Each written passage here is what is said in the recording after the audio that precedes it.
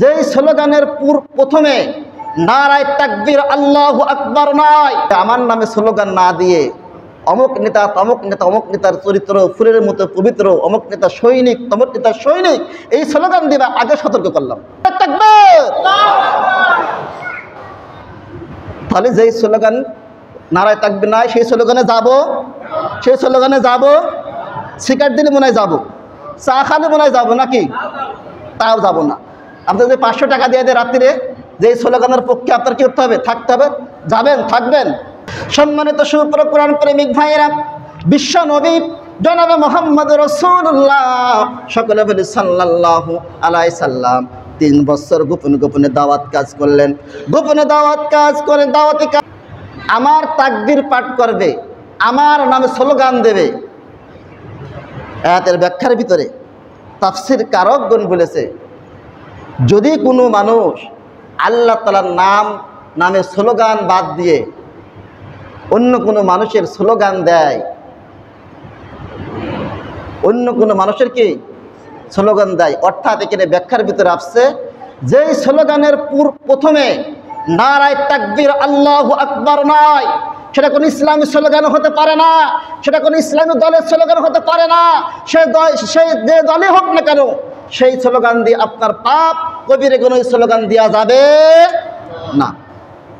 রব্বাকা ফাকাব্বির, আমি আল্লাহ তাআলার নামে স্লোগান দিতে হবে, তাকবীর পাঠ করতে হবে। দ্বিতীয় যে ওহী নাযিল হলো ওইটাই জানাই দিয়েছে, জানে যে আমি আল্লাহ তাআলা তোমাদেরকে সৃষ্টি করলাম, পৃথিবীতে প্রেরণ করলাম, কিন্তু পৃথিবীতে আসার পরে আমার গোলামি না করে, আমার নামে স্লোগান না দিয়ে অমুক নেতা তমুক নেতা অমুক নেতার চরিত্র ফুলের মতো পবিত্র, অমুক নেতা সৈনিক তমুক নেতা সৈনিক, এই স্লোগান দিবা আগে সতর্ক করলাম। আগে কি করলাম? সতর্ক করলাম। আমার কথা তো ভুল হয়, যান যে তাফসীর কারকে যারা যান, যে তাফসীর এই সূরা মুদ্দাসিরের 3 নম্বর আয়াতের ব্যাখ্যা দেন তাফসীর থেকে, যে আল্লাহর নামে ছাড়া অন্য কোনো নামে স্লোগান দেওয়া যাবে না। হ্যাঁ, অন্য যারা প্রশংসা আদায় করেন, তার প্রশংসা, তার কৃতজ্ঞতা প্রকাশ করেন, কিন্তু তার আগে কার নাম থাকবে? আল্লাহ। তার আগে কার নাম থাকবে? আল্লাহ আকবার। নারায়ে তাকবীর থাকবে, সকলে নারায়ে তাকবীর। তাহলে যেই স্লোগান নারায়ে তাকবীর নয় সেই স্লোগানে যাব, সিগারেট দিলে মনে হয় যাবো, চা খালে মনে হয় যাবো, নাকি? তাও যাবো না। আপনাদের যে 500 টাকা দিয়ে দেয় রাত্রিরে, যে স্লোগানের পক্ষে আপনার কি করতে হবে? থাকতে হবে। যাবেন, থাকবেন না, মনে যেন থাকে। সম্মানিত সুপ্র কোরআন প্রেমিক ভাইয়েরা, বিশ্ব নবী জনাবে মুহাম্মদ রাসূলুল্লাহ সকলে বলি সাল্লাল্লাহু আলাইহি সাল্লাম 3 বছর গোপনে গোপনে দাওয়াত কাজ করলেন। গোপনে দাওয়াত কাজ করে দাওয়াতি কাজ করে 30 জন ইসলাম গ্রহণ করলেন। অন্য বর্ণনা আছে 40 জন ইসলাম গ্রহণ করলেন 3 বছরের ভিতরে। কতজন? 40 জন। সর্বপ্রথম ইসলাম গ্রহণ করলেন খাদিজা রাদিয়াল্লাহু তাআলা আনহা, আবু বকর সিদ্দিক রাদিয়াল্লাহু তাআলা আনহু, আর বালকদের ভিতরে আলী রাদিয়াল্লাহু তাআলা আনহু। এইভাবে আপনার 40 জন, আরেক বর্ণনায় 30 জন ইসলাম গ্রহণ করলেন। যখন গোপনে গোপনে আপনার দাওয়াতি কাজ হয়ে গেল, আল্লাহ তাআলা বললেন আমার নবী আর গোপনে দাওয়াতি কাজ করার সময় নয়, ওপেনলি দাওয়াতি কাজ করতে হবে, সকলের মাঝে এখন দাওয়াতি কাজ করবা। ওয়া আনজির আশীরাতাকাল আকরাবিন। আল্লাহু আকবার।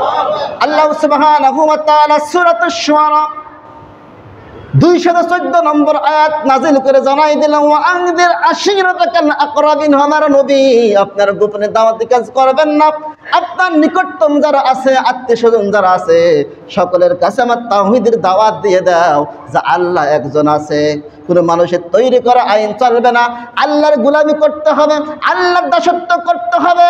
কোনো মানুষের কাছে দাসত্ব করা যাবে না, কোন মানুষের সামনে মাথা নত করা যাবে না। এই দাওয়াত তুমি দিয়ে দাও। সুবহানাল্লাহ। আত্মীয়স্বজনের ভিতরে দাওয়াতি কাজ শুরু হলো। কাদের ভিতরে? আত্মীয়স্বজনের ভিতরে। যখন দেখলে আত্মীয়স্বজনের ভিতরে অনেকে গ্রহণ করছে, অনেকে গ্রহণ করছে না, তখন আল্লাহ তাআলা বললেন যখন তুমি দাওয়াত দিবা হচ্ছে প্রকাশ্য মুশরিকদের ভিতরে। কাদের ভিতরে? প্রকাশ্যভাবে মুশরিকদের কাছে দাওয়াতি কাজ করো।